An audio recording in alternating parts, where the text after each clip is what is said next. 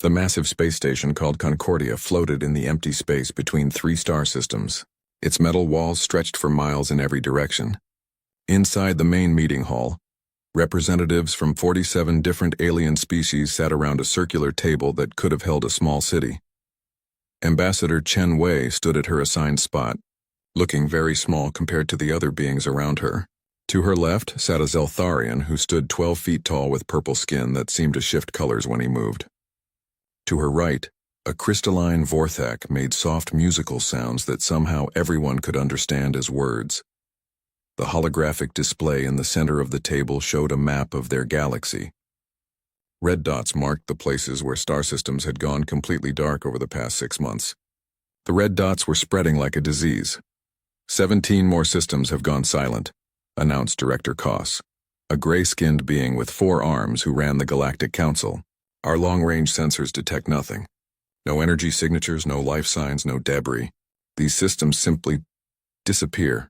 Murmurs filled the hall as the alien representatives talked among themselves. Chen had heard the same conversations for weeks now. Everyone was worried, but no one knew what to do. The pattern is clear, said High Chancellor Vex of the Zeltharian Empire.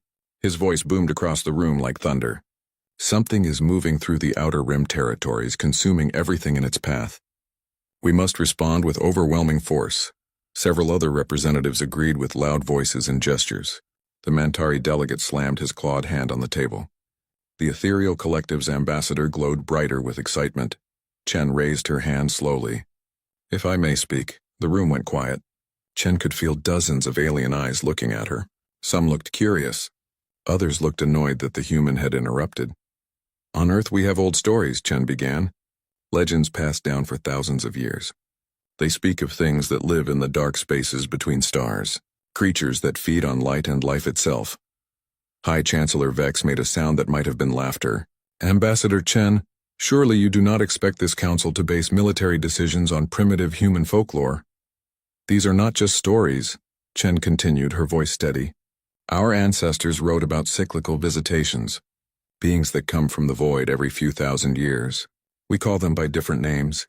The Devourers, the Hungry Dark, things that exist between reality.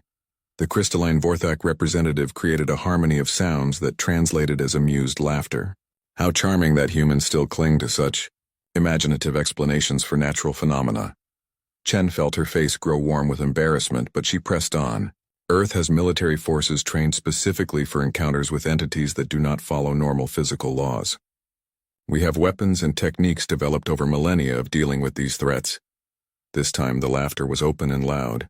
High Chancellor Vex stood to his full 12-foot height. Ambassador, your species has barely mastered faster than light travel. Your most advanced weapons are kinetic projectiles and chemical explosives. What could humans possibly offer against a threat that has destroyed civilizations far more advanced than yours? The Mantari delegate clicked his mandibles in what Chen had learned was their version of scoffing.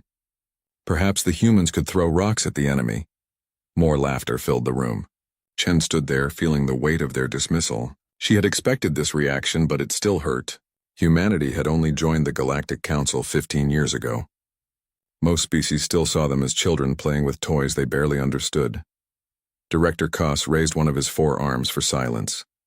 While we appreciate Earth's enthusiasm to help, this situation requires our most advanced technology and experienced commanders. I propose we dispatch the Grand Alliance fleet, announced Admiral Thex of the Cosmic Federation. She was a tall, thin being with silver skin and large black eyes. 200 ships equipped with quantum shielding, stellar-class plasma cannons, and reality anchor technology. Nothing in this galaxy can stand against such firepower. The room erupted in approval. Representatives from dozens of species voiced their agreement. The plan was simple and appealing. Send their biggest, most advanced fleet to find the enemy and destroy it with superior technology. Chen tried one more time.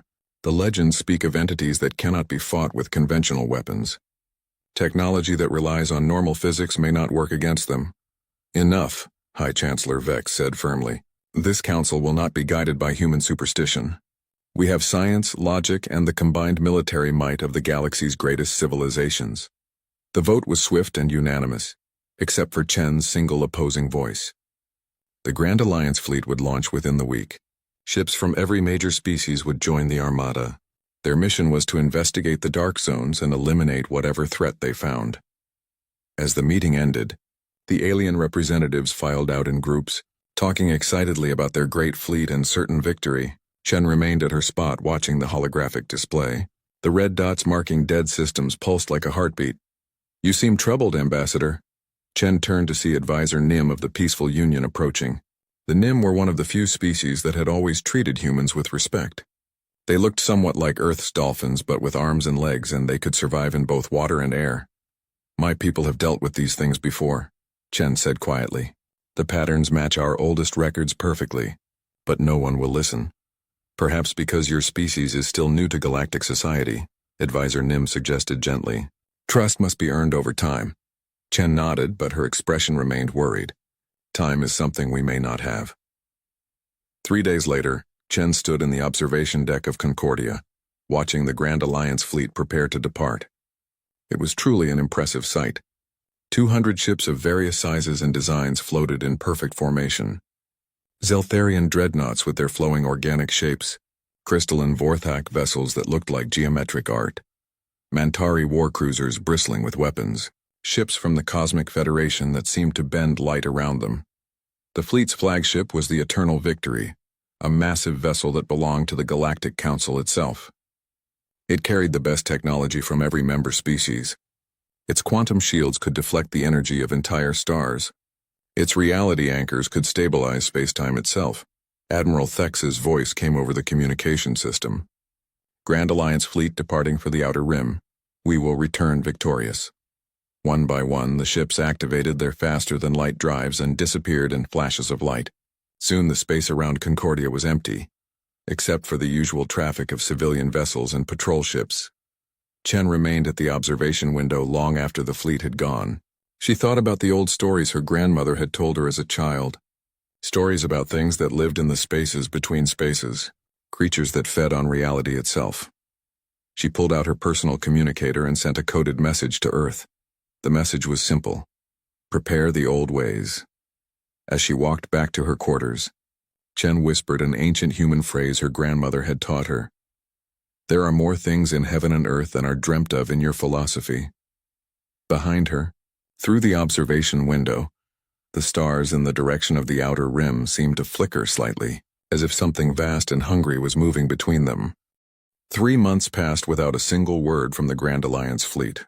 At first, the Galactic Council explained the silence as normal communication delays across such vast distances. But as weeks turned into months, worry began to spread through the core worlds like a plague.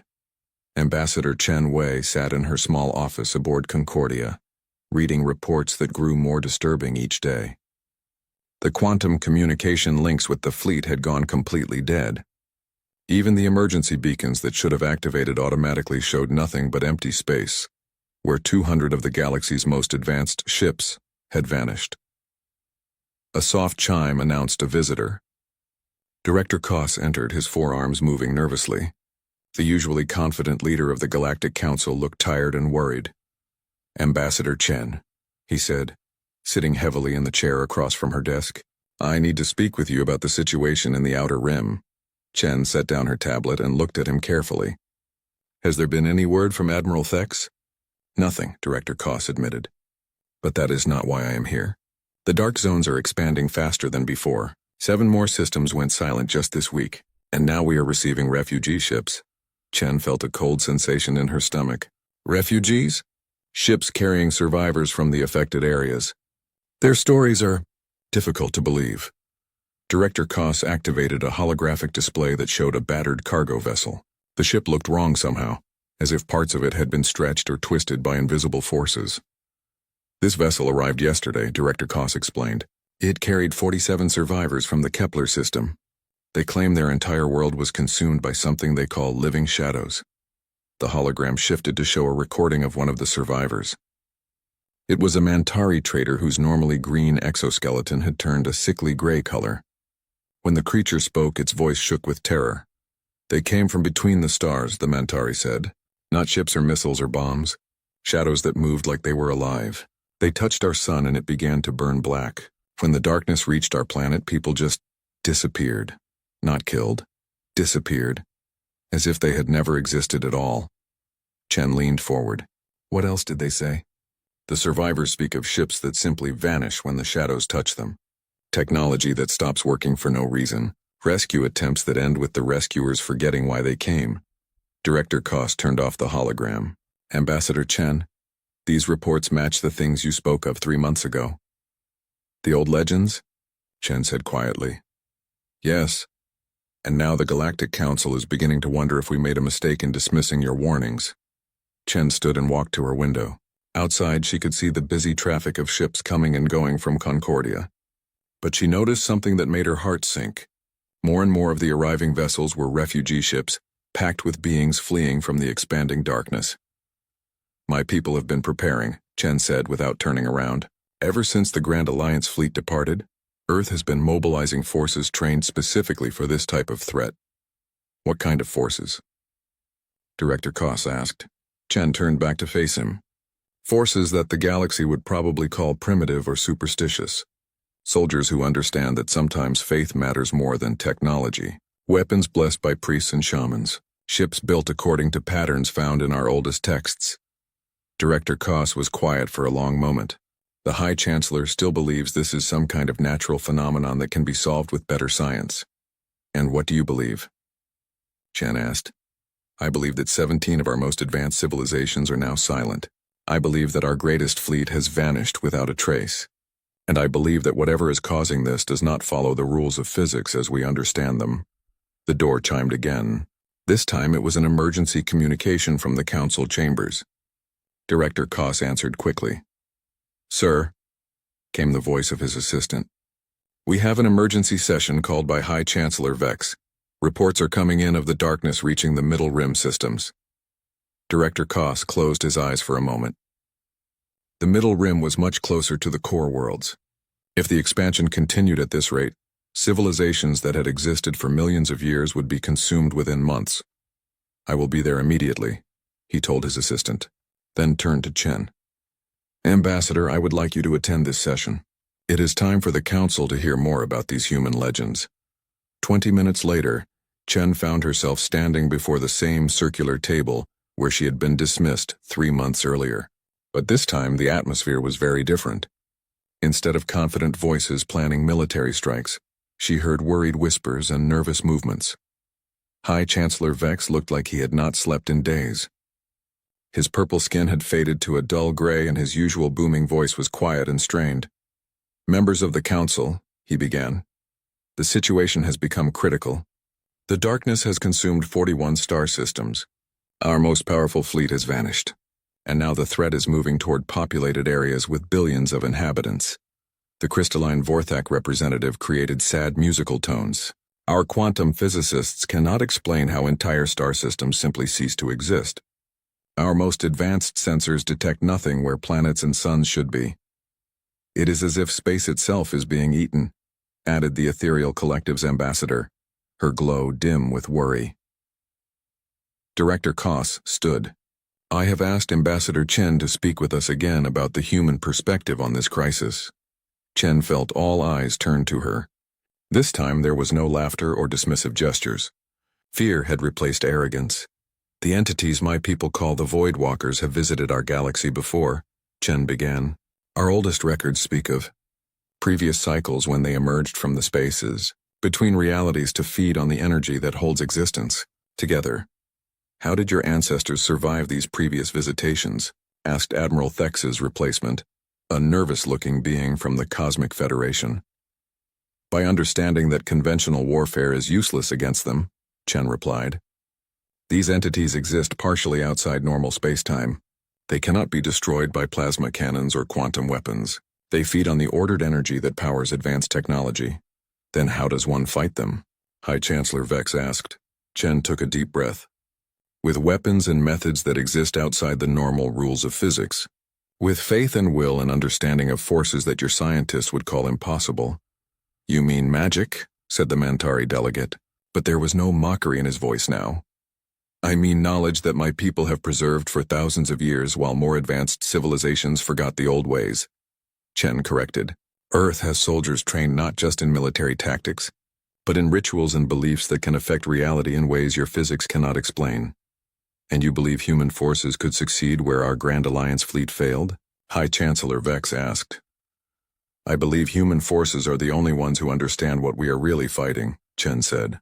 The Void Walkers are not invaders from another galaxy. They are parasites that feed on the life force of reality itself. They can only be fought by those who understand the deeper structures that hold existence together. The room fell silent except for the soft hum of the station's systems. Finally, Director Koss spoke. What would Earth need to mount such a defense? Chen had been waiting months for this question. Full authorization to deploy our special forces. Access to materials and resources from across the galaxy. And most importantly, trust that our methods will work even when they seem impossible. High Chancellor Vex looked around the table at his fellow representatives. Fear had accomplished what logic and evidence could not. One by one, the council members nodded their agreement. Ambassador Chen, High Chancellor Vex said formally, the Galactic Council hereby requests Earth's assistance in defending our galaxy from this threat. You have our full authorization and support. Chen nodded solemnly. I will contact Earth immediately, but I must warn you. Our methods may seem strange to your people. Our ships do not look like yours. Our weapons follow different principles. Our soldiers may appear primitive compared to your advanced forces. At this point, Director Koss said quietly, we are willing to try anything. As the emergency session ended, Chen returned to her office and sent a priority message to Earth. The response came back within hours. The fleet of the Old Ways is ready. Admiral Morrison sends her regards. Chen smiled for the first time in months. Help was coming. The question was whether it would arrive in time. The first sign that the human fleet was approaching came from the deep space monitoring stations around the Sol system. Alien scientists working at these stations sent confused reports to the Galactic Council about massive energy signatures, unlike anything they had seen before. The readings make no sense, reported Dr. Zilax, a crystalline Vorthax scientist stationed near Jupiter. These ships appear to exist partially outside normal space-time. Their energy signatures hurt our sensors to detect, as if reality itself is being bent around them. Ambassador Chen Wei stood in the main observation deck of Concordia, watching long-range displays show the approaching human fleet. Even she was impressed by what Earth had managed to assemble in just 3 months. 150 ships emerged from faster-than-light travel at the edge of the system. But these were not the sleek, elegant vessels that other galactic civilizations preferred. The human ships looked brutal and ancient, even though they had been built using the most advanced technology Earth possessed. The flagship was a massive dreadnought called the Fenrir. It was 3 miles long and built like a giant hammer made of black metal and ceramic plates. Strange symbols covered its hull, markings that seemed to shift and move when viewed directly. Spikes and angular projections gave it the appearance of some prehistoric beast rather than a spaceship. Behind the Fenrir came destroyers named after ancient human warriors: Achilles, Beowulf, Samson, Shaka. Cruisers bore the names of mythical weapons: Excalibur, Mjolnir, Kusanagi. Each ship bristled with weapons that did not belong on any modern spacecraft. Kinetic cannons that fired blessed iron projectiles, electromagnetic pulse generators powered by focusing crystals, hull plating inscribed with protective symbols from every religion and belief system on Earth. Director Koss joined Chen at the observation window. His forearms moved nervously as he studied the approaching fleet. They look, he began, then stopped. Primitive? Chen suggested. Barbaric? Like something from humanity's violent past? I was going to say frightening, Director Koss admitted. These ships feel wrong somehow, as if they should not exist in our modern galaxy. That feeling is exactly why they might succeed where your advanced fleet failed, Chen explained. The Void Walkers feed on ordered energy and logical systems. These ships were designed to exist outside normal patterns. The communication system activated with a signal from the human fleet. A woman's voice spoke with a calm authority that seemed to fill the entire observation deck. Concordia Station. This is Admiral Sarah Morrison of the Terran Defense Force, requesting permission to dock and coordinate with Galactic Council representatives. Permission granted, Director Koss replied. Welcome to Concordia, Admiral. Thank you. But I should warn you, my people and our methods may seem unusual to your staff. We operate according to principles that most galactic civilizations have forgotten. An hour later, Chen found herself in the main conference room waiting to meet the legendary Admiral Morrison. She had heard stories about the woman who commanded Earth's most secret military division. Morrison was said to be a descendant of ancient Viking warriors, trained in both modern warfare and techniques passed down through thousands of years of human tradition. The door opened, and Admiral Morrison entered, followed by 6 of her senior officers. Chen had to suppress a gasp of surprise. Morrison was a tall woman with pale skin marked by ritual scars that formed intricate patterns across her face and arms. Her dark hair was braided with what looked like small bones and metal charms. She wore a military uniform that combined modern materials with ancient designs. Her officers were equally striking. Each bore the marks of different human traditions. One had tattoos that covered his entire visible skin in Celtic knot patterns. Another wore prayer beads from multiple Earth religions around her neck. A third had symbols carved into his forehead that seemed to glow with their own faint light. "Ambassador Chen," Admiral Morrison said, extending her hand in the ancient human greeting. "It is good to finally meet the woman who tried to warn the galaxy about this threat." "Admiral Morrison," Chen replied, shaking the offered hand. "I wish the Council had listened months ago." "Perhaps," Morrison said, "but fear often teaches lessons that wisdom cannot." Director Koss entered the room with several other Council representatives, including High Chancellor Vex. The alien stared at the human officers with expressions ranging from curiosity to concern. "Admiral," Director Koss began carefully, "we are grateful for Earth's assistance, but I must ask about your unusual appearance." Morrison smiled, revealing teeth that had been filed to sharp points. "Director, my people have learned that fighting supernatural threats requires more than advanced technology. These markings are not decorations. They are functional components of our battle preparations." She touched one of the scars on her cheek. "This particular mark allows me to see entities that exist partially outside normal reality. The tattoos worn by my officers serve similar purposes. Some provide protection against mental attacks. Others allow communication with forces that exist beyond the physical world." High Chancellor Vex looked uncomfortable. "Admiral, surely you do not expect us to believe that primitive body modifications can provide advantages over quantum-enhanced armor and neural implants." "I expect you to judge by results," Morrison replied calmly. "Your quantum-enhanced forces disappeared without a trace. My primitive soldiers are still here." She activated a holographic display that showed detailed images of the human ships. The alien representatives leaned forward to study the strange designs. "Our vessels follow construction principles found in humanity's oldest texts," Morrison explained. "The hull plating is made from meteoric iron that has been blessed by priests from every major Earth religion. The weapon systems incorporate focusing crystals that have been charged with psychic energy from our most powerful mental adepts." "Psychic energy?" the crystalline Vorthak representative asked with musical tones of disbelief. "Forces that exist beyond electromagnetic radiation and gravitational fields," Morrison said. "What your people might call magic, but which we understand is simply another aspect of reality." She changed the display to show the crew quarters of her ships. Instead of the sterile, efficient spaces found on most galactic vessels, these rooms looked like a mixture of military barracks and ancient temples. Shrines to various deities occupied corners. Meditation circles were marked out on the floors. Weapons racks held both modern firearms and ancient blades. "Each of my soldiers has trained not only in conventional combat, but in techniques for fighting entities that do not follow normal physical laws," Morrison continued. "They carry weapons forged from blessed metals and ammunition inscribed with protective symbols. They wear armor that combines advanced materials with traditional designs that have proven effective against supernatural threats." Director Koss studied the images carefully. "Admiral, how can we be certain that these methods will work against the Voidwalkers?" Morrison's expression grew serious. "Because humanity has fought them before, not in space but on Earth itself. Our oldest legends speak of cycles when these entities emerge from the darkness between realities. Each time our ancestors learned new ways to resist their influence." She showed them images of ancient cave paintings and carved stone tablets. The artwork depicted shadowy figures emerging from dark spaces to devour light and life, but it also showed human warriors standing against the darkness, armed with strange weapons and surrounded by protective symbols. "These are not myths," Morrison said. "They are historical records of previous encounters."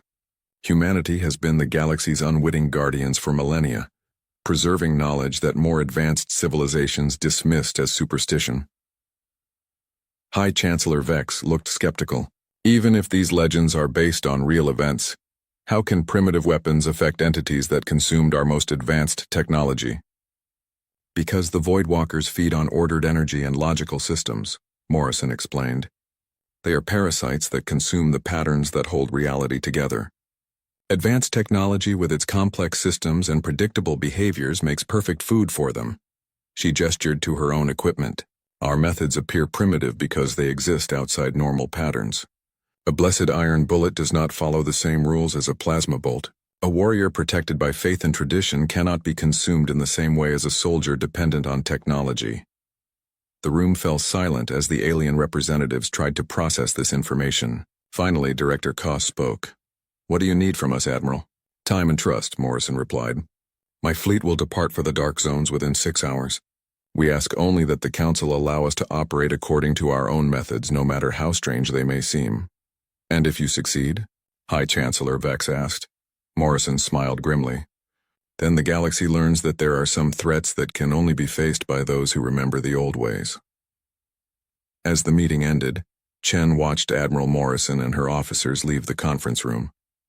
Their presence seemed to linger even after they were gone, as if the very air had been changed by contact with forces that existed beyond normal understanding. "Do you think they can succeed where our fleet failed?" Director Koss asked quietly. The human fleet disappeared into faster-than-light travel, leaving behind only the fading energy signatures that made alien sensors ache to detect. For 3 weeks, the Galactic Council heard nothing from Admiral Morrison or her ships.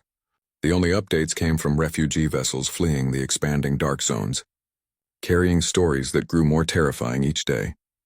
Then the reports began to change. The first hint came from a damaged cargo ship that had escaped from the Kepler system. Instead of the usual tales of hopeless destruction, the ship's captain brought news that seemed impossible. The shadows were retreating, the captain told the debriefing officers on Concordia. Something was fighting them. We saw flashes of light in the darkness, and the hungry void began to pull back from our world. Similar reports trickled in from other refugee ships. Stories of distant explosions in empty space, sightings of strange vessels that seemed to burn with their own light, driving back the living darkness. Most alien analysts dismissed these accounts as hallucinations or wishful thinking, but Ambassador Chen Wei listened to every report with growing hope. Deep in the consumed sectors, Admiral Morrison stood on the bridge of the Fenrir, watching her tactical displays show something that should have been impossible. Her ships were not just surviving in the dark zones, they were winning. The first encounter had come 3 days after entering the affected area. Long-range sensors had detected what remained of the Grand Alliance fleet drifting in dead space around a star that burned with black fire. 200 of the galaxy's most advanced ships floated like empty shells, their crews reduced to mindless husks. But when the Voidwalkers had tried to consume the human vessels, they had discovered that blessed iron and consecrated weapons could hurt them in ways that quantum physics could not explain. "Target acquired," reported Lieutenant Commander Hayes from the weapons station. Her face bore Maori tattoos that seemed to pulse with faint light. Voidwalker entity, bearing 27 Mark IV. Morrison looked at the main screen and saw something that made her ritual scars tingle with recognition.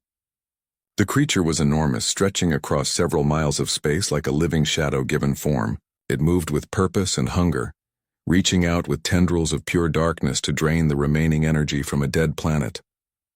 "All ships, this is Fenrir," Morrison spoke into her communicator. "Engage pattern theta. Remember your training." The human fleet spread out in a formation that looked chaotic to conventional military thinking, but which followed patterns found in ancient texts about binding supernatural entities. Each ship took a position that corresponded to protective symbols carved into stone circles thousands of years ago. "Blessed weapons. Fire at will," Morrison ordered. The Fenrir's main cannons spoke with voices like thunder, but instead of plasma or particle beams, they fired projectiles forged from meteoric iron and blessed by priests from every major Earth religion. The projectiles struck the Voidwalker and it screamed, not with sound, but with a vibration that passed through reality itself. The creature reeled back, its form becoming less solid as the blessed metal burned through its essence like acid. Around the formation, other human ships added their fire. Kinetic rounds blessed with holy water. Electromagnetic pulses focused through crystals charged with psychic energy. Weapons that existed at the intersection of technology and faith. The Void Walker tried to fight back, sending tendrils of living darkness toward the human ships. But where the shadows touched the blessed hull plating, they simply dissolved. The protective symbols carved into the metal flared with light, creating barriers that the entity could not cross. Marines, prepare for boarding action, Morrison ordered. This was the part that would have seemed completely insane to any galactic military observer. Instead of using advanced combat drones or energy weapons, Morrison was sending human soldiers armed with ancient weapons to board the infected vessels of the Grand Alliance fleet. Sergeant Major Torres led the first boarding party. He was a descendant of Aztec warriors, whose body was covered in tattoos that told the story of humanity's long war against the darkness.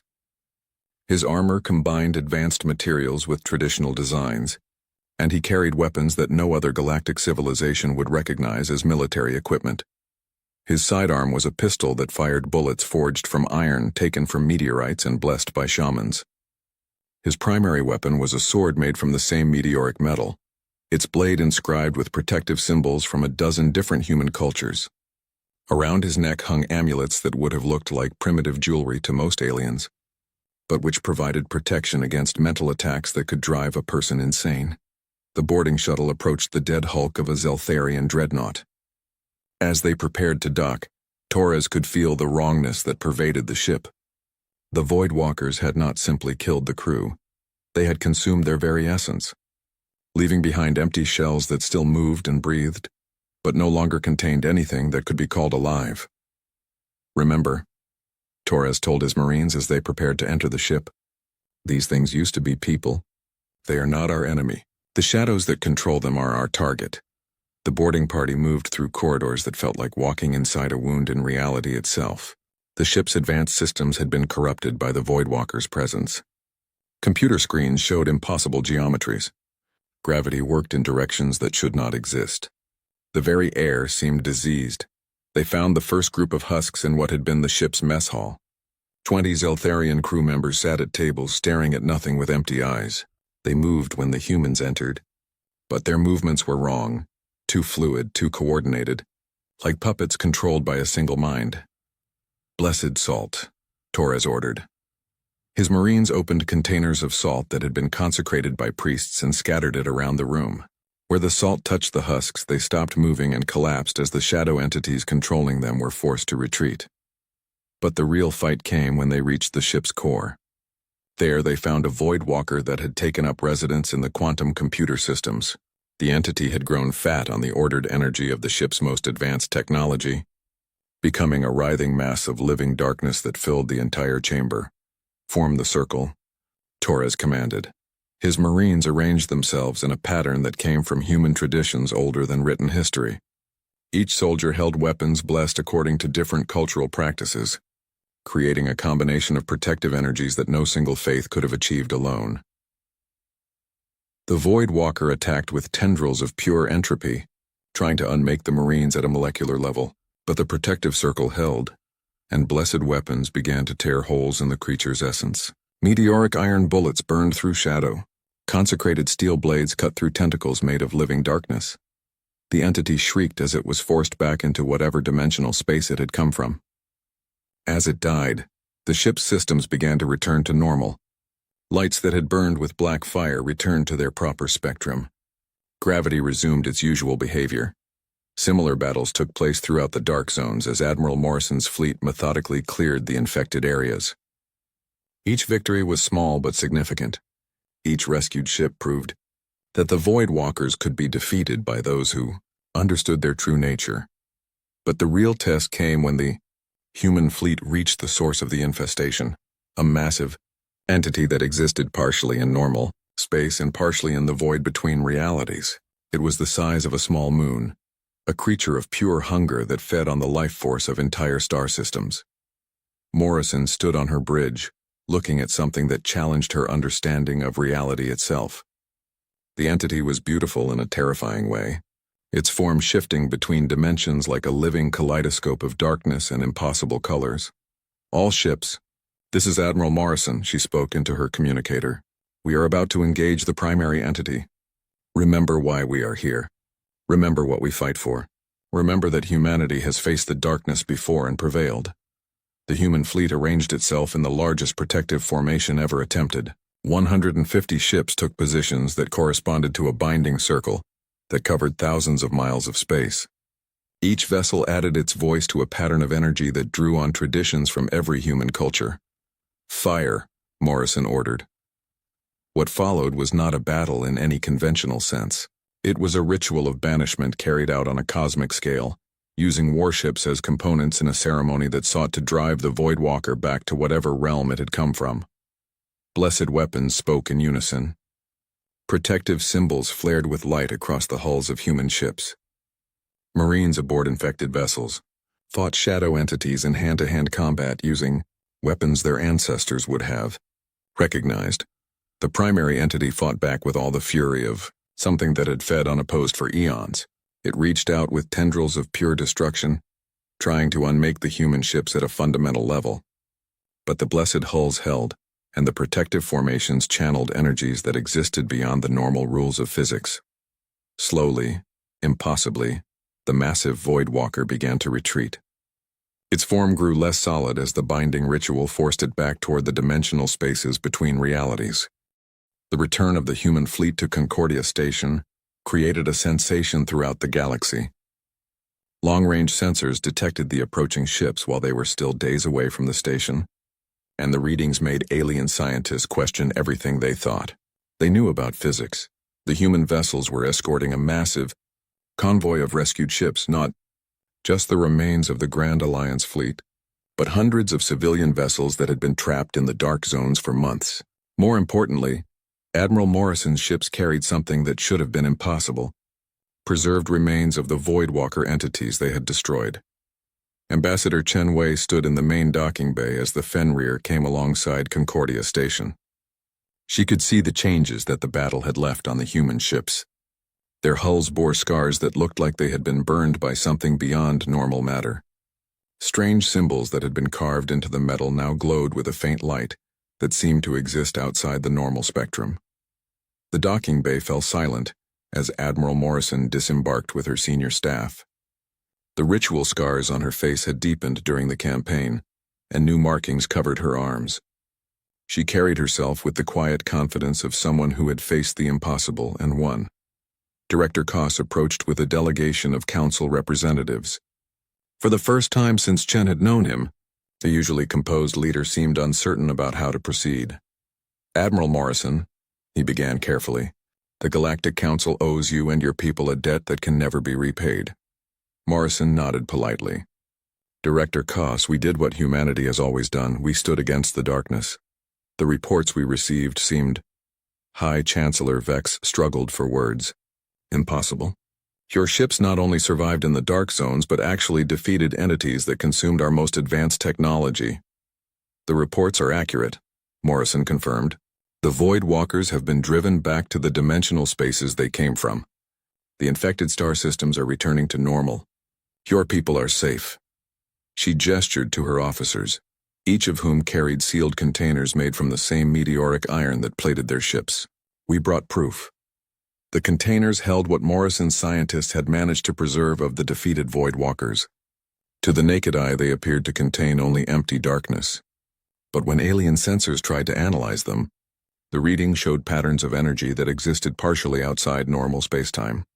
Dr. Zilax, the crystalline Vorthak scientist, studied the containers with instruments that began to malfunction when pointed at the samples. These entities, they appear to be made of entropy itself. Living manifestations of the force that causes reality to decay. That is correct, Morrison agreed. They feed on the ordered energy that holds existence together. Advanced technology with its complex systems makes perfect food for them. The implications sent waves of shock through the assembled alien representatives. Everything they had built their civilizations on, quantum computers, plasma weapons, faster-than-light drives, all of it was vulnerable to creatures that could consume the very patterns that made such technology possible. But how did you defeat them? asked the ethereal collective's ambassador, her glow dimmed with confusion. Morrison activated a holographic display that showed images from the battle. The alien representatives watched in amazement as human soldiers fought shadow creatures with weapons that looked like they belonged in a museum. They saw ships arranged in patterns that seemed random, until Morrison explained their deeper meaning. Each formation follows protective geometries found in humanity's oldest religious texts, she explained.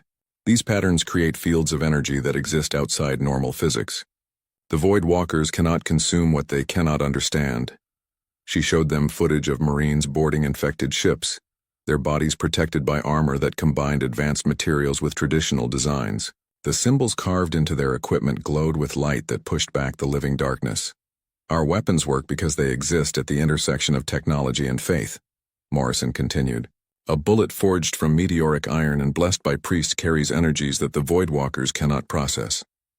A sword consecrated by shamans can cut through shadow because it operates outside the normal rules of matter and energy. High Chancellor Vex looked deeply uncomfortable. Admiral, are you suggesting that religious beliefs have actual power to affect reality? I am stating that reality is more complex than your scientists understand, Morrison replied calmly. The universe contains forces that cannot be measured by instruments or explained by equations. Humanity has preserved knowledge of these forces, while more advanced civilizations dismissed them as superstition.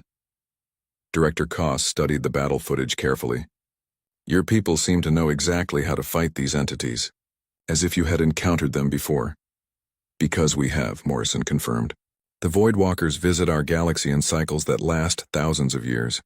Each time they consume civilizations that have grown dependent on advanced technology, but each time, humanity survives because we remember the old ways.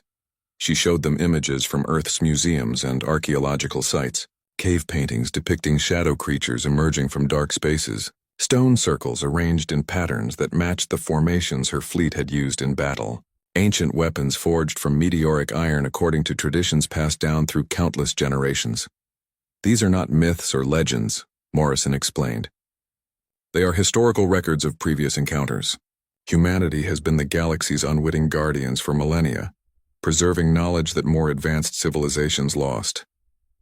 The room fell silent as the implications sank in. The species that other civilizations considered primitive and superstitious had actually been protecting the galaxy from threats that existed beyond normal understanding. Admiral Thex's replacement, a nervous officer from the Cosmic Federation, asked the question that everyone was thinking: what happens now? How do we prepare for the next time these entities return?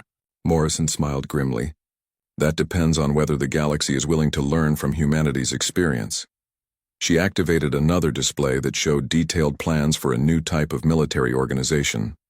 Ships designed according to patterns found in ancient texts, weapons that combined technology with consecration rituals, soldiers trained in both modern warfare and traditional protective practices. Earth proposes the creation of the Terran Occult Division, Morrison announced, a joint organization where human specialists work with alien scientists to prepare for supernatural threats. We would share our knowledge in exchange for resources and support. The proposal sent murmurs of discussion through the assembled representatives. The idea of combining advanced technology with what they still thought of as primitive superstition challenged everything they believed about progress and civilization. Director Koss was the first to speak. The Galactic Council formally accepts Earth's proposal. Humanity will be recognized not as a junior member of our alliance, but as our first line of defense against threats that exist beyond normal understanding. High Chancellor Vex looked like he was struggling with the words, but finally managed to speak. We owe you an apology, Admiral Morrison, and Ambassador Chen. We dismissed your warnings because we could not accept that our advanced civilization had something to learn from human traditions. Chen stepped forward. High Chancellor, the important thing is that we learned from this experience. The galaxy survived because we finally worked together. Over the following weeks, the transformation began. Human advisors were assigned to major military installations throughout the galaxy. Alien scientists began studying the intersection of technology and belief systems they had previously ignored. New ships were designed that incorporated both advanced engineering and protective patterns from human tradition. The most significant change was the establishment of joint training programs. Alien soldiers learned to use weapons blessed by human priests alongside their energy weapons. Human Marines taught courses on fighting supernatural entities to beings who had never imagined such things could exist. Not everyone accepted the changes easily. Some alien species struggled with the idea that faith and tradition could have practical applications. Others found it difficult to work with humans whose methods seemed to violate everything they understood about science and logic. But the results spoke for themselves. When other supernatural threats emerged from the dark spaces between stars, the combined forces of humanity and alien technology proved capable of dealing with them. The galaxy had learned that some problems required solutions that existed outside conventional thinking. Ambassador Chen stood in her office aboard Concordia, looking out at the mixed fleet that now patrolled the galaxy's borders. Human ships with their angular hulls and protective symbols sailed alongside sleek alien vessels equipped with both plasma cannons and consecrated weapons. It was not a combination anyone would have imagined a year ago, but it worked. Admiral Morrison's voice came over the communication system from the Fenrir, which now served as the flagship of the new Galactic Defense Force. Ambassador Chen, we have reports of unusual energy signatures in the Andromeda sector. It appears we may have another supernatural incursion developing. The emergency alarm echoed through the halls of the Galactic Council building.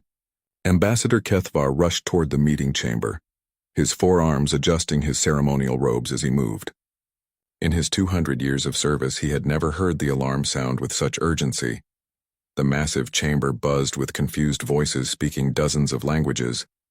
Representatives from across the galaxy filled their floating seats, their various forms creating a rainbow of colors and shapes.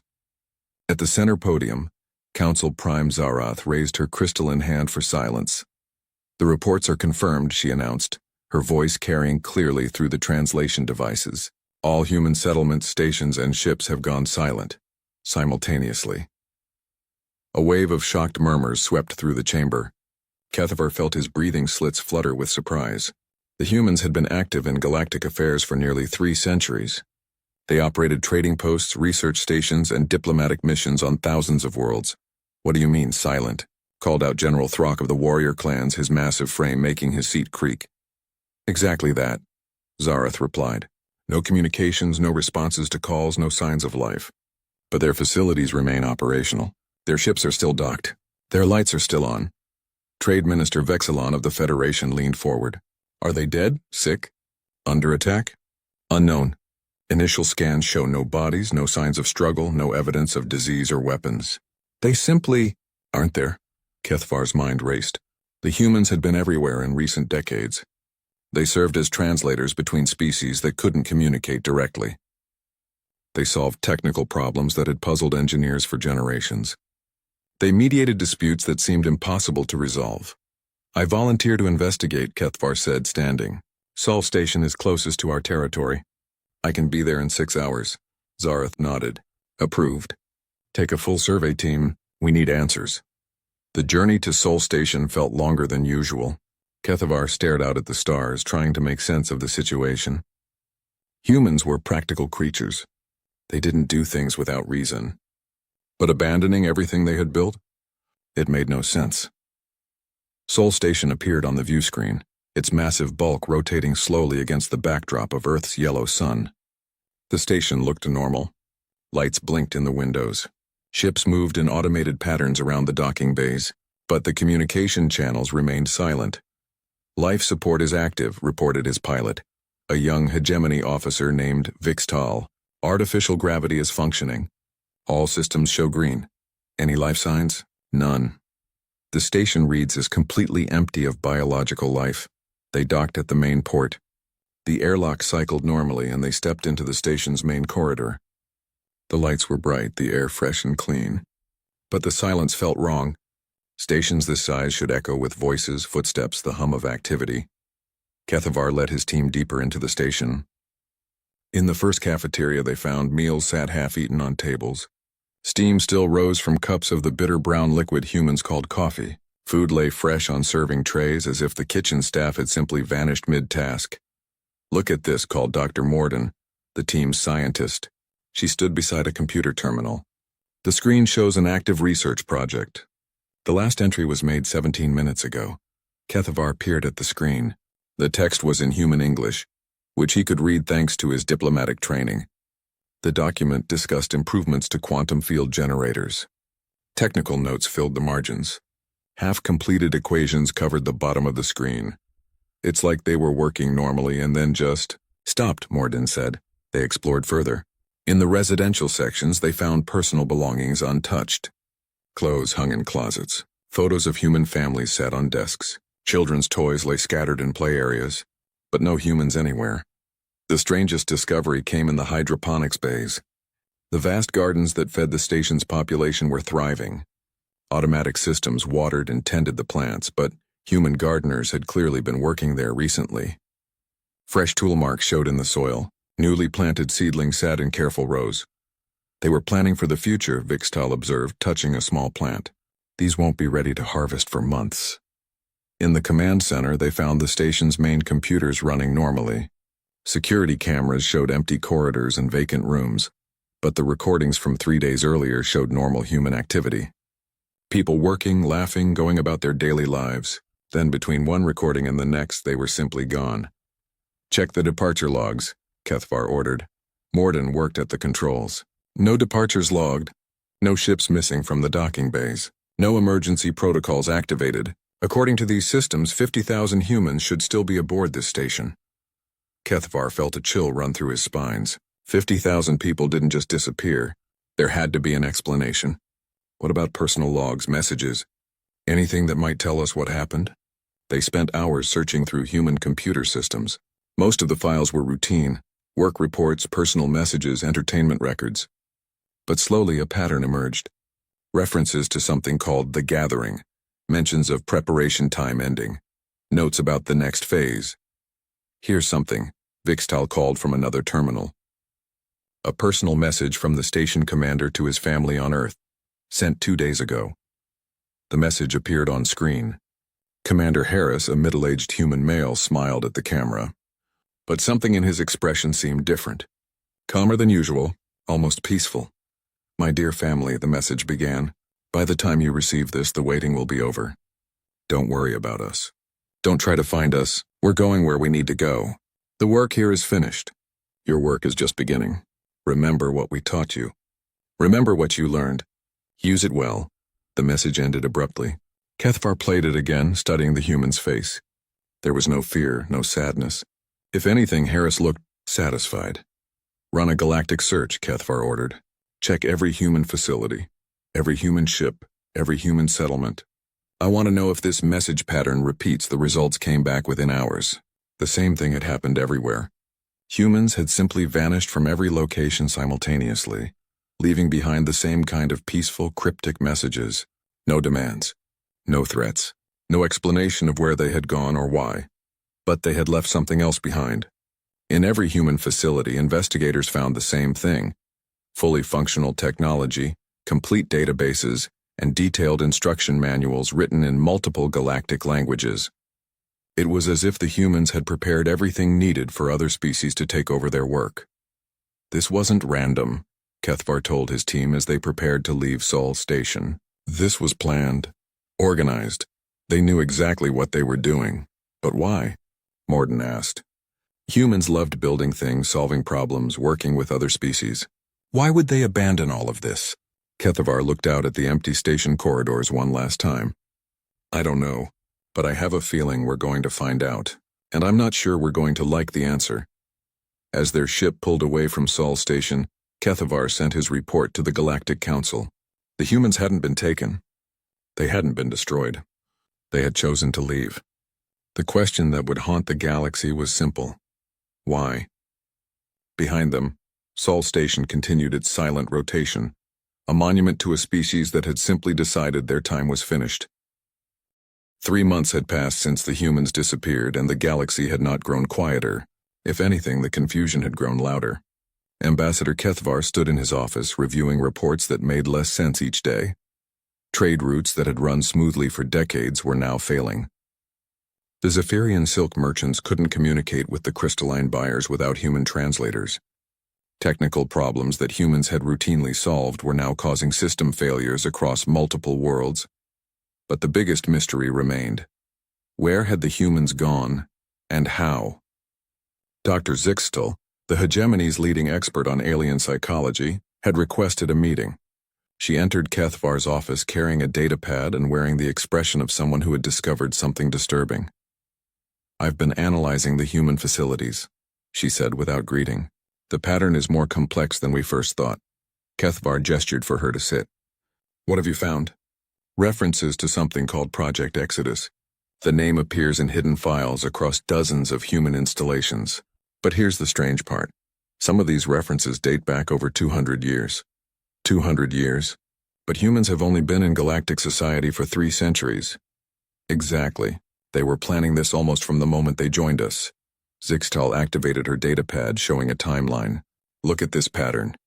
Every major human achievement, every diplomatic success, every technological breakthrough, they all connect to resource gathering for this project." Kethvar studied the data. The humans had indeed been busy. They had negotiated mining rights to asteroids that seemed worthless. They had requested permission to study in areas of space that other species avoided. They had volunteered for dangerous research projects that promised little reward. "It's like they were collecting something," Kethvar mused. "But what?" "Knowledge, experience, and raw materials we didn't think were valuable." Zixtal switched to another display. They gathered rare elements that most species considered useless. They studied navigation techniques for regions we thought were empty space. They learned the languages and customs of species that rarely interacted with the broader galaxy. A communication alert chimed. The message was from Captain Yilseth, leading an investigation team at Luna Base, humanity's research station on Earth's moon. "Ambassador," Yilseth's voice crackled through the speaker. "You need to see this. We found something under the Luna facility." Within hours, Kethvar and Zixtal were aboard a fast transport to Earth's system. Luna Base sat on the surface like a cluster of white domes, connected by tunnels and surrounded by the careful gardens that humans loved to build everywhere they went. Captain Yilseth met them at the airlock. The tall, thin Vorthon officer looked shaken. "We were doing deep scans for any clues about the disappearance. The scanners detected hollow spaces beneath the official base structure." Big hollow spaces. He led them through the base's familiar corridors. Kethvar had visited Luna Base many times during diplomatic missions. It had always seemed like a typical human research facility, clean, efficient, and full of the curious energy that humans brought to everything they studied. But now Yilseth guided them to a section Kethvar had never seen. A maintenance shaft led downward, much deeper than the official base blueprints showed. The shaft opened into a vast underground chamber that took Kethvar's breath away. The space was enormous, carved from the moon's rock and lined with materials that gleamed under artificial lights. Manufacturing equipment filled the floor, machines that looked far more advanced than anything humans had publicly demonstrated. Assembly lines stretched into the distance, all silent now but clearly designed for massive production. "How long has this been here?" Zixtal whispered. "Based on the construction techniques, at least a century," Yilseth replied. "Maybe longer. But look at this." He led them to a control station where screens still displayed manufacturing schedules and production quotas. The screens showed ships, thousands of ships, designs unlike anything in the galactic databases. The vessels were sleek, efficient, and built for long-range travel. According to the production logs, the facility had been building them for decades. "Where are the ships now?" Kethvar asked. "Gone. The launch bays are empty, but the environmental sensors show they were used recently." "Very recently?" Yilseth brought up another display. "Look at these resource requirements." The numbers were staggering. The manufacturing operation had consumed materials equivalent to the industrial output of a major world. But the humans had done it gradually, carefully, drawing resources from dozens of sources over many years. No single transaction had been large enough to attract attention. They were preparing for something massive, Zixtal said. This wasn't just about leaving. This was about going somewhere specific. Kethvar studied the ship designs more carefully. The vessels were built for extended journeys, with life support systems designed to run for decades. But they also incorporated technology he didn't recognize, propulsion systems that seemed to bend space in ways that shouldn't be possible. Energy sources that produced power outputs far beyond anything in current galactic science. How did they develop this technology? He wondered aloud. That's the frightening part, Yilseth said. We've found similar hidden facilities on dozens of human worlds, all connected by quantum communication networks that we never detected.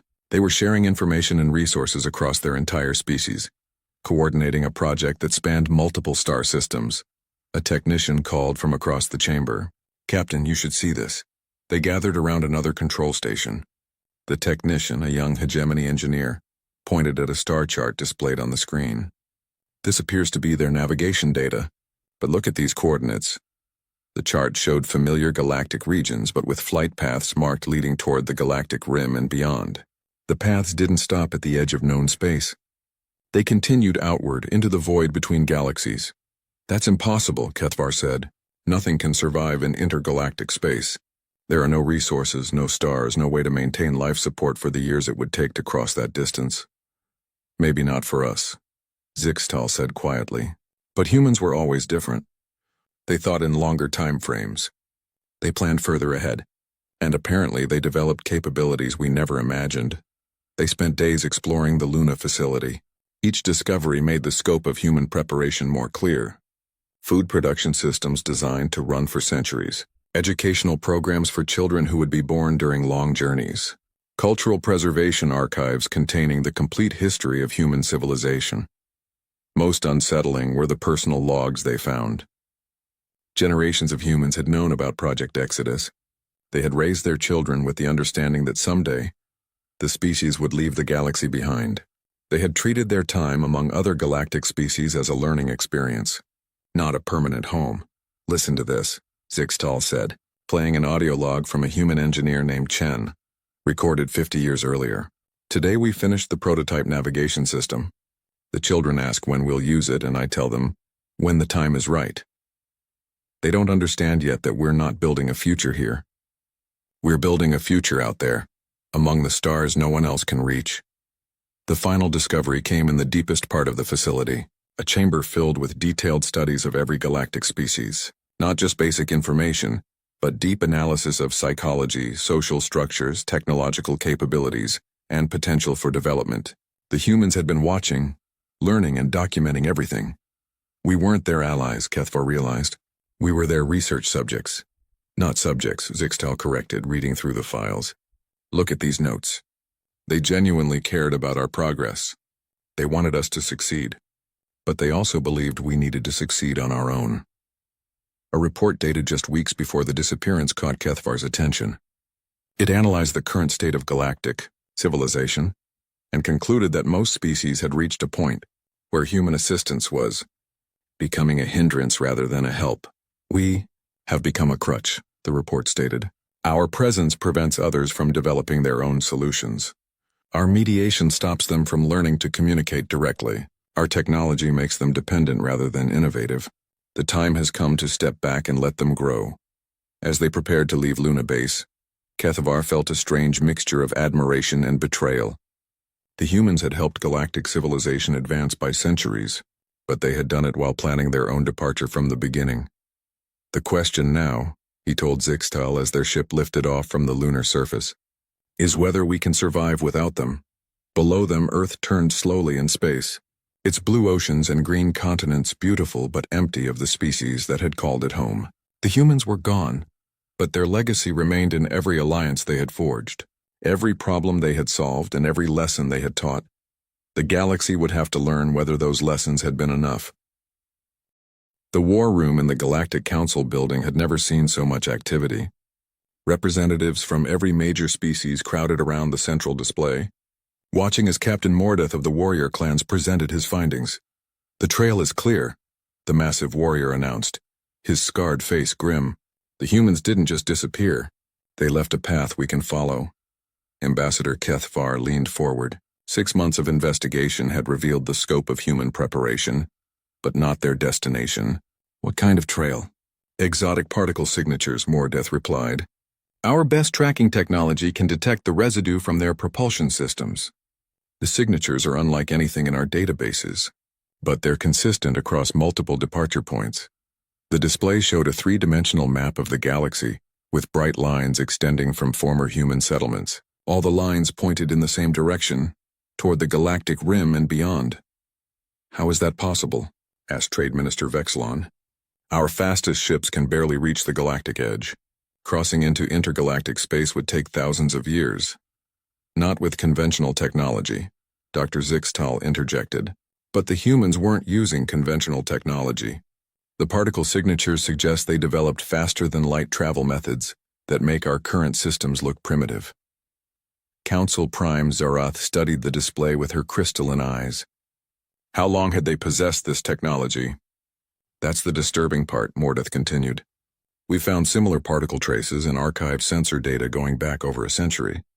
The humans have been testing these propulsion systems for generations, always in remote areas where we wouldn't notice." Kethvar felt a chill run through his spines. The humans had been so far ahead of galactic science that their true capabilities had been completely hidden. "What else have they been hiding?" The answer came from an unexpected source. Agent Victar of the Intelligence Consortium stepped forward, carrying a data crystal that gleamed with security seals. "We've been analyzing human communication networks," Victar announced. "The encrypted channels they used for coordination. We finally broke their codes last week." The crystal activated, filling the room with holographic displays of human message traffic spanning centuries. The scale was breathtaking. Millions of messages between human settlements across the galaxy, all coordinated through a single vast network. "They were never separate colonies," Victar explained. "Every human settlement, every trading post, every diplomatic mission was part of one enormous organization. They shared information constantly, coordinated their activities, and worked toward a single goal. The messages revealed a species operating on a level of coordination that no other galactic civilization had achieved. Human traders weren't just conducting business, they were gathering intelligence. Human diplomats weren't just solving disputes, they were studying how different species thought and acted. Human researchers weren't just pursuing knowledge, they were mapping the galaxy's resources and capabilities." "Look at this message." Victar highlighted a communication from 200 years ago. "A human trader on the Rim Worlds reports discovering a Class 7 mineral concentration in what we considered empty space. That same mineral shows up in their advanced propulsion systems." More messages revealed the pattern. Humans had been systematically exploring regions of space that other species had written off as worthless or dangerous. They had claimed mining rights to asteroids full of exotic elements. They had purchased navigation data for empty star systems. They had volunteered for research missions in areas plagued by spatial anomalies. They weren't random explorations, Kethavar realized. They were building a map of resources and safe passages leading out of the galaxy. "Exactly," Victar confirmed. "And they were incredibly patient about it. Look at this conversation between human leaders from 150 years ago." The message appeared in the center of the room. Two humans, identified as Admiral Santos and Director Kim, discussed their species' progress. "The hegemony is starting to rely too heavily on our mediation services," Santos wrote. "We need to gradually reduce our involvement so they learn to solve problems themselves." "Agreed," Kim replied. "The warrior clans are making good progress on their own. Another generation, and they won't need our conflict resolution protocols. The Trade Federation is more concerning. They're becoming dependent on our logistics algorithms. Then we slow down the algorithm improvements. Force them to develop their own solutions. We can't leave until they're truly self-sufficient." The conversation continued with discussions of graduation criteria for different species and intervention, reduction schedules designed to gradually make the galaxy independent of human assistance. Dr. Zixtal spoke into the stunned silence. "They were managing our development, all of it. They decided when we were ready for new technologies, when we needed help with disputes, when we should be pushed to solve problems ourselves. The implications were staggering. Every major advancement in galactic civilization over the past 3 centuries had been influenced by human guidance. The peace treaties that ended the sector wars, the trade agreements that created prosperity across dozens of worlds, the technological innovations that improved life for billions of beings. All of it had been carefully orchestrated by a species that was planning to leave from the very beginning." "Why?" General Throck's voice rumbled with confusion and anger. "Why help us at all if they were just going to abandon us?" The answer came from another message. This one sent just days before the disappearance. It was addressed to all human settlements and signed by someone identified only as the Council of Departure. Fellow humans, the message began. The time has come to complete our purpose in this galaxy. We came here not as conquerors or settlers, but as gardeners of consciousness. Our role was to help these species reach their potential, then step aside so they could grow beyond what we could teach them. The message continued with an analysis of galactic civilization. The major species had achieved stable governments, successful trade networks, and peaceful coexistence. They had developed technologies that could sustain their populations and protect them from most threats. Most importantly, they had learned to work together without constant human mediation. The hegemony now solves complex diplomatic problems using principles we taught them, but applying them in ways we never imagined. The warrior clans have channeled their aggressive nature into productive competition and mutual defense. The Trade Federation has created economic models that benefit all participants rather than just the strongest. The message listed achievement after achievement, showing how each galactic species had surpassed their original limitations, but it also included a warning. Our continued presence would prevent further growth. They have learned to rely on us for solutions rather than developing their own innovations. They look to us for leadership rather than taking responsibility for their own destiny. To truly honor what they have accomplished, we must trust them to continue without us. The final part of the message revealed the humans' ultimate plan. They weren't just leaving the galaxy, they were moving on to repeat the process elsewhere. Beyond this galaxy lie others where young civilizations struggle with the same challenges our friends here have overcome. Our ships are ready. Our people are prepared. We carry with us everything we learned during our time here, and we go to share those lessons with species who need them. The message ended with coordinates, not within the galaxy, but pointing toward distant galactic clusters visible only through the most powerful telescopes. They're going to other galaxies, Council Prime Zarath said quietly, to do for other species what they did for us. Ambassador Kethvar stared at the display showing the vast distances involved. The journey to the nearest galaxy would take hundreds of thousands of years, even with advanced technology. The humans had committed their entire species to a voyage that would last thousands of generations. But they're not immortal, he protested. How can they survive such a journey? Dr. Zixtal activated another display, showing biological data collected from abandoned human facilities. They may not be immortal, but they've extended their lifespans considerably. The medical technology they left behind shows treatments that could extend human life to several thousand years. Combined with generation ships and careful population management, they could maintain their civilization for the entire journey. Victar finished. The room fell silent as the full scope of human planning became clear. They had spent centuries preparing not just to leave, but to carry their culture and knowledge across the void between galaxies. They had turned their entire species into a mobile civilization, dedicated to helping others develop and grow. What do we do now? Trade Minister Vexlon asked. Captain Mordeth straightened to his full impressive height. We prove they were right to trust us. We show that we can continue to grow and prosper without them. And we remember, added Council Prime Zarath. We remember what they taught us, and we honor it by becoming the best versions of ourselves. As the meeting dispersed, Kethvar remained in the war room, staring at the star charts showing the path the humans had taken. Somewhere in the darkness between galaxies, an entire species traveled toward an unimaginable future. The first sign of real trouble came from the Outer Rim defense grid. Ambassador Kethvar stood in the Galactic Council's Emergency Command Center, watching displays that showed defense systems failing across multiple sectors. The grid had protected the galaxy's edge for over 1,000 years, keeping out the dangerous things that lurked in deep space. Now, section by section, it was going dark. How long until complete failure? Council Prime Zarath asked the technician managing the displays. At this rate, maybe 6 months, the young hegemony officer replied, his voice tight with worry. We've sent repair teams, but they can't figure out what's wrong. The technology is too advanced for us to understand. Kethvar felt ice in his veins. 6 months after the humans left, and their absence was becoming a crisis. Who built the original defense grid? The historical records credit the Hegemony Engineering Corps, replied Dr. Zixtal. But now we're finding evidence that humans designed and maintained most of the actual systems. The massive display shifted to show technical specifications. The defense grid used quantum field generators to create barriers that could stop almost anything. The energy requirements were enormous, and the coordination needed to maintain the fields across dozens of star systems was incredibly complex. Look at these maintenance logs, Zixtal continued. They show routine upgrades and adjustments going back centuries. All signed off by hegemony engineers, but the actual work was done by human technical teams. Trade Minister Vexilon leaned forward. Are you saying the humans have been secretly maintaining our defenses this entire time? Not just maintaining, improving them.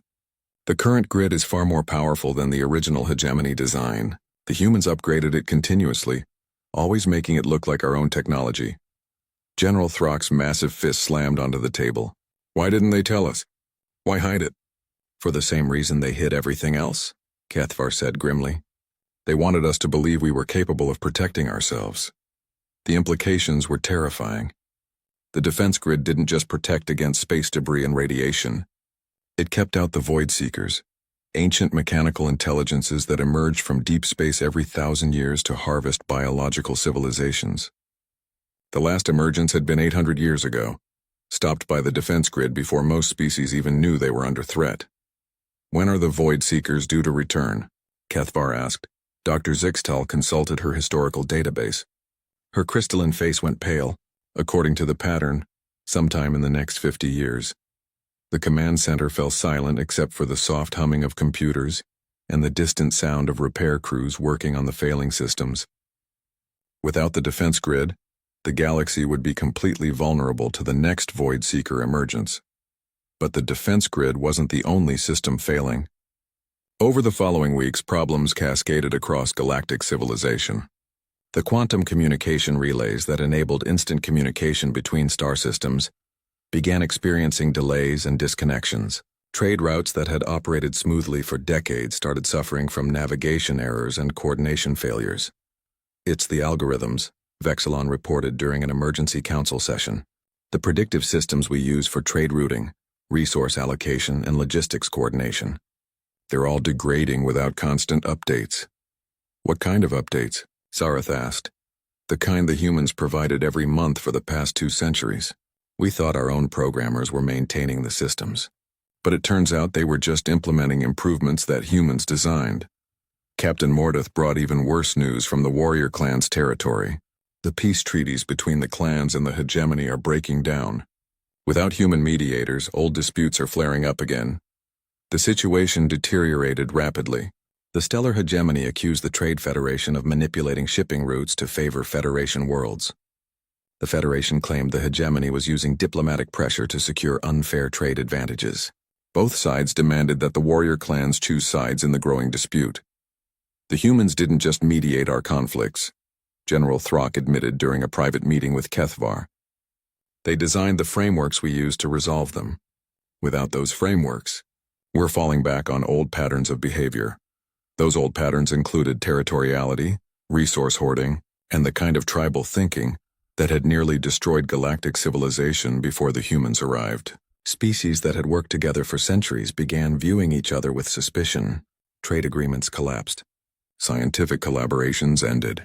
Diplomatic missions were recalled. The crisis deepened when long-range sensors detected movement in the deep galaxy. Something was stirring in the regions beyond the defense grid, responding to the failing barrier systems. Void Seeker scout units, Captain Yilseth reported to the emergency council session. 3 of them moving toward the outer rim. They're testing the grid's weak points. The mechanical intelligences were ancient beyond imagination, built by a long-dead civilization to harvest the resources of younger species. They had no interest in communication or negotiation. They simply appeared, harvested everything biological they could find, and disappeared back into deep space for another 1,000 years. How long until they arrive? Sarath asked. Based on their current speed, 18 months. Maybe less if they detect how weak our defenses have become. Panic spread through the galaxy as news of the approaching threat became public. Some species began preparing to flee their homeworlds. Others stockpiled resources for long sieges. The unity that had characterized galactic civilization for centuries crumbled as each species focused on its own survival. The Trade Federation was the first to formally dissolve, with member species withdrawing to protect their own territories. The mutual defense treaties that had prevented wars for generations were abandoned as each government focused on internal security. Even the Galactic Council itself began to fragment as representatives prioritized their own peoples over collective action. We're seeing the collapse of 300 years of progress, Dr. Zixtel reported during what might have been the last full council session. Species are reverting to pre-contact behaviors.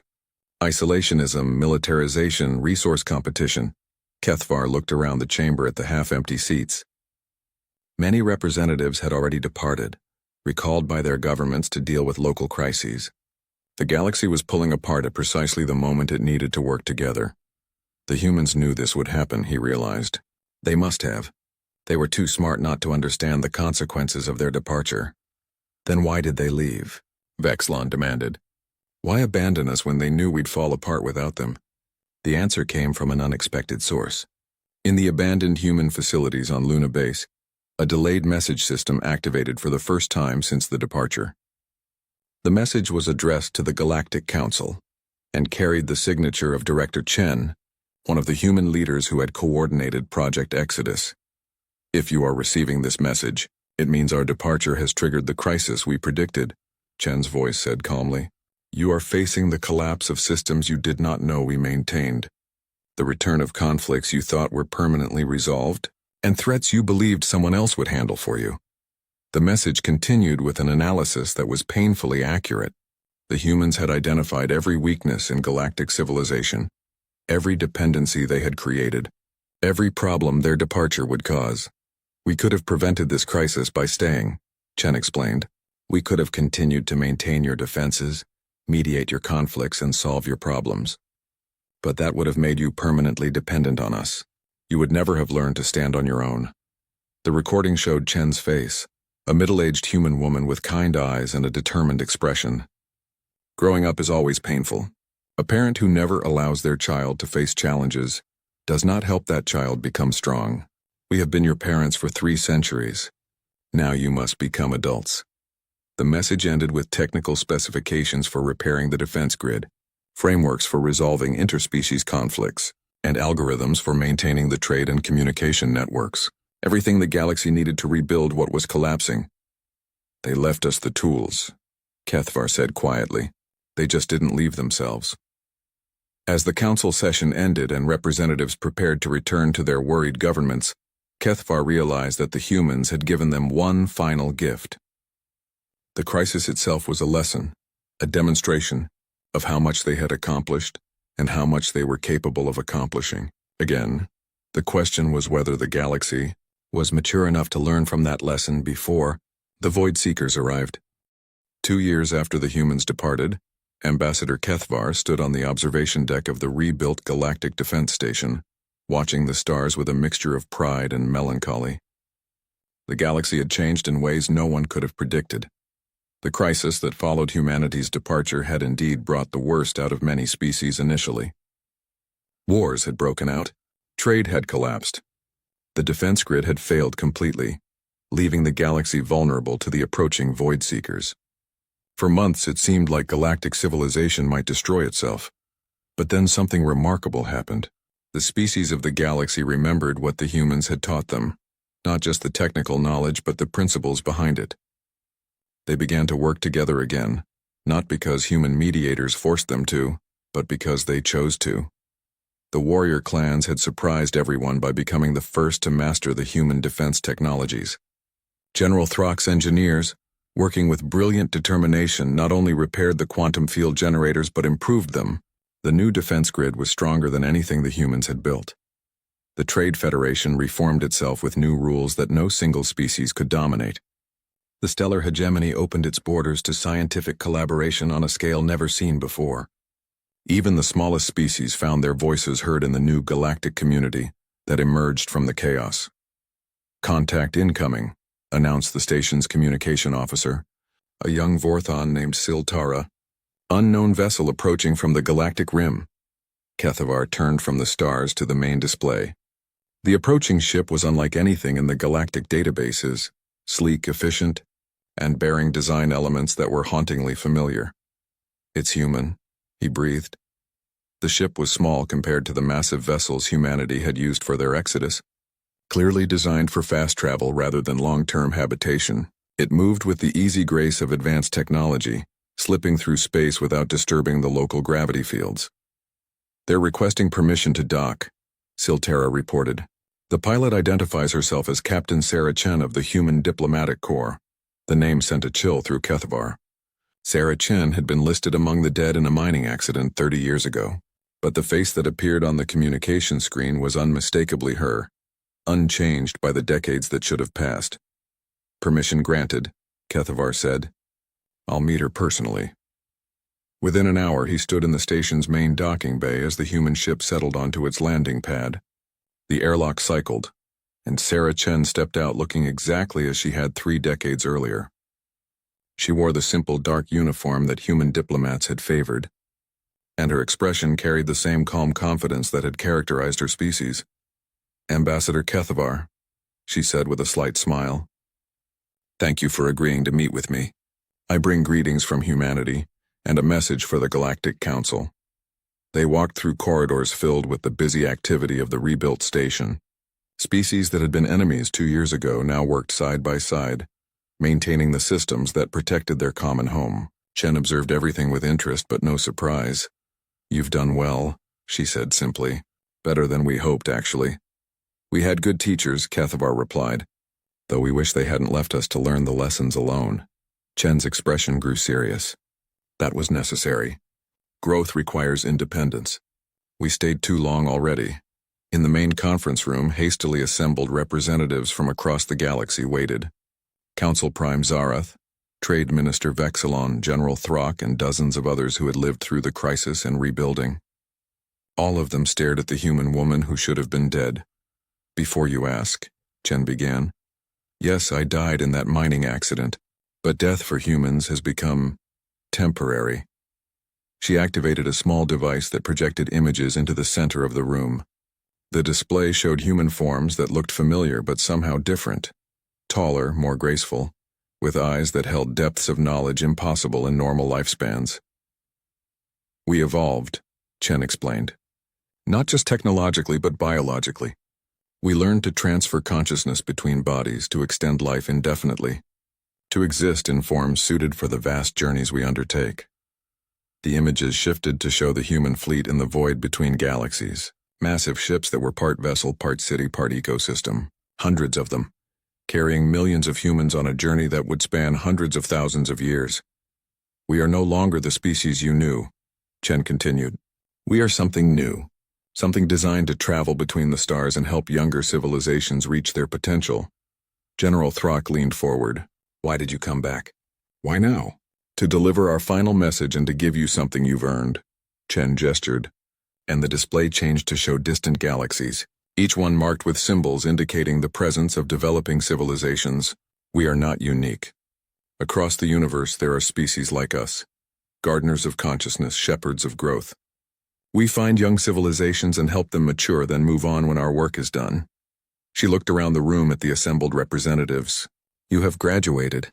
You no longer need shepherds. You are ready to become gardeners yourselves." The display shifted to show the approaching Void Seekers, now only months away from the galactic edge. "The ancient machines that threaten your galaxy are a test that every mature civilization must face. Your predecessors failed that test long ago, which is why the Void Seekers exist. They are the automated systems left behind by a species that destroyed itself." "You're saying we have to face them alone?" Zarath asked. "You have to face them as equals," Chen corrected, "which is what you now are."